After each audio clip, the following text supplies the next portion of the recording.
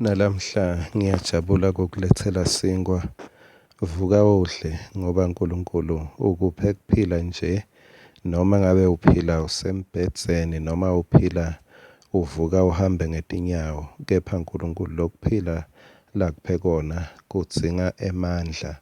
Ngako-ke nasingwa sakho encwadini yabaseFesu sahluko 3 livesi laka 16 lithi, kuze ngekwengcebo yebukhosi bakhe aniphe kuqiniseka emandleni kumuntu wangekhatsi ngamoya wakhe. Ngifuna unake kakhulu leli gama noma lamagama lathi kumuntu wangekhatsi.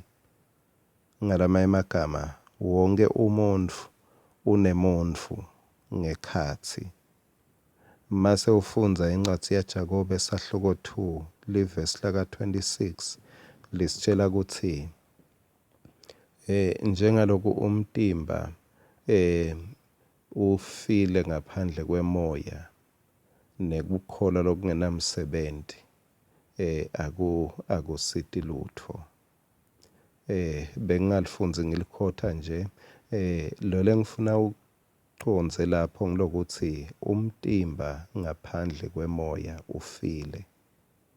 Ngalamanye amagama ke umtimba awuphiliswa kuba nenyama, uphiliswa kuba nemoya. Makuphuma moya umtimba uyabola ufe beyond recognition. Ngeke uze uwubone umtimba emva kwemalanga noma emva kwetinyanga letitsite, ngeke uphindze uwubone mase kuphume moya. Lokusho ukuthi moya ufanana nemoya ebholeni. Moya wemuntfu ufana namoya ebholeni.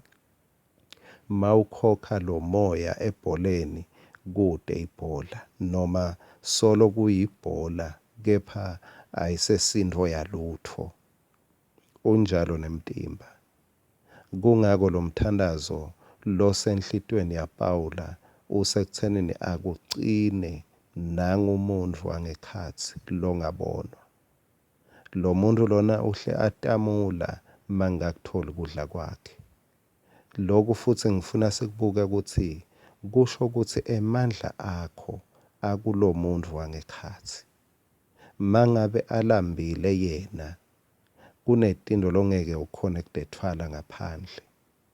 Mangabe lo muntu wangekhatsi omile kunetinto longeke ukhone kudetfala ngaphandle. Mangabe alila lo muntu wangekhatsi kunelihleko longeke ukhone kulihleka. Lo muntu wangekhatsi kumele aqiniswe. Lo muntu uqiniswa ngumoya waNkulunkulu.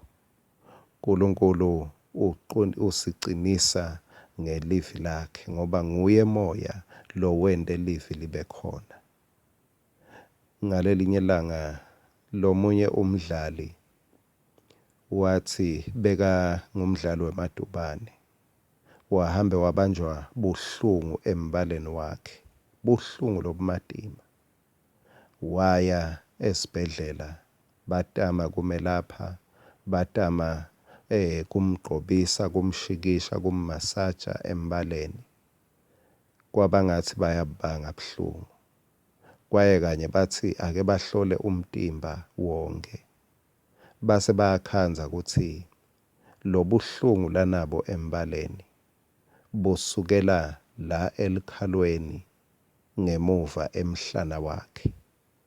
Ngikhona la bekunekulimala khona, la bekune damage khona. Kepha lo kulimala kwala ngemuva emhlana kwabonakala embaleni. Base bathi uma belapha la kusuka khona lobuhlungu la emhlana umbala wathi philela. Nami ngiyathandaza uNkulunkulu wemusa akuqinise emoyeni wakho ngoba that is where the source of your life is. Mawuphile emoyeni, utawuphila embaleni wakho. Mawuphile emoyeni, utawuphila ebudlelwaneni bakho. Ngitawuchubeka ngemsa wenkosi kusasa, kepha lengifisa kukushiya nalo ukuthi mawulimele emoyeni awukhoni kuba nebudlelwane lobuhle. Mangabe usekhaya awubi nebudlelwane lobuhle nebasekhaya. Mangabe usebandleni awukhoni kuba nebudlelwane lobuhle nebazalwane labanye. Noma kungabitwa umhlangano, noma ningahlala nemngani wakho, nebatali, nebantwana, nemfati wakho, indvodza yakho, noma ningahlala niyawuhlala imihlangano leminingi. Mangabe kulimala kuselukhalweni, ushikisha umbala, kuyawuchubeka ubuhlungu bube khona. Mangabe kulimala kusemoyeni, ukubambele umhlangano ngaphandle, kulimala noma angeke kuphole, ngeke likhambe silithole. Umkhuleko waPawula uthi uNkulunkulu acinise umuntu wakho wangekhatsi. Khumbula, ngaphandle kwamoya impilo ayikho emtimbeni. uNkulunkulu wemusa, ngiyabonga kuthi uyawuvuselela moya wethu, uphilise moya wethu kuze ngaphandle kutewulunga. Amen.